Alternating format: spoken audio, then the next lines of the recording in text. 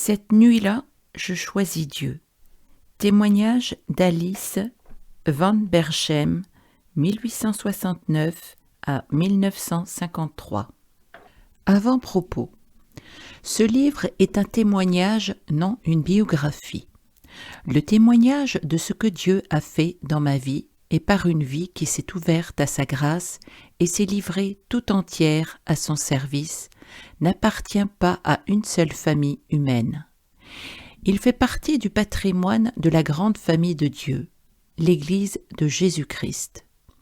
La parution de ce petit volume est le fruit de cette conviction à laquelle s'allie le désir d'offrir, aux jeunes spécialement, auquel Alice van Berchem a toujours voué un vif intérêt, non pas une théorie de la foi, mais un exemple vécu. La parole est laissée presque exclusivement à Alice van Berchem. Les sources où puisent les citations ne manquaient pas: livres de souvenirs rédigés pour les siens, correspondances, notes personnelles, mémoires de son mari. Pour ne pas inutilement alourdir le texte, ces citations, toutes introduites par un tiret, ne sont en général pas datées. Les guillemets annoncent soit les paroles de quelqu'un d'autre, soit des textes bibliques dont les références numérotées sont indiquées à la fin du livre. Alice van Berchem nous a laissé une description détaillée de la période de son mariage et de sa conversion.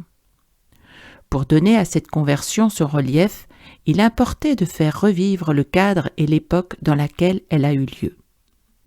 La fin du XIXe siècle, certes, est un temps révolu. Le monde d'aujourd'hui est autre, mais le cœur des hommes et la vérité de Dieu n'ont pas changé. C'est dire que ce témoignage n'a pas perdu de sa valeur. Après le récit de cette conversion, il s'agissait non pas d'entraîner le lecteur dans le dédale des événements d'une longue étape de plus de 80 ans, mais simplement de laisser Alice van Berchem dire dans ses propres mots comment elle a cherché à incarner sa foi dans la trame quotidienne de sa vie de mère et d'épouse. D'où le caractère moins biographique de la suite du livre. Si devant Dieu tous les hommes sont égaux, et s'il est vrai qu'aucun avantage humain n'ajoute pour lui à la valeur d'une âme, s'il a payé le même prix infini pour le rachat de tous, riches et pauvres, cultivés et analphabètes, à quelque race qu'ils appartiennent, il est également vrai que les privilèges de ce monde peuvent représenter un sérieux obstacle à l'entrée dans le royaume des cieux. Ainsi, le témoignage de quelqu'un qui a eu sa large part de ces privilèges fait ressortir avec d'autant plus de force l'incapacité des choses de la terre à combler le vide en forme de Dieu caché dans le cœur de tout être humain.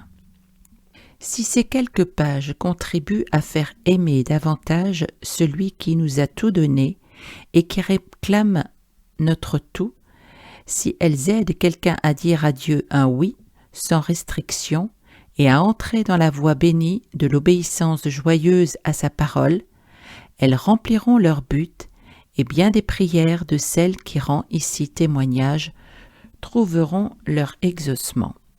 Claire Lise de Benoît.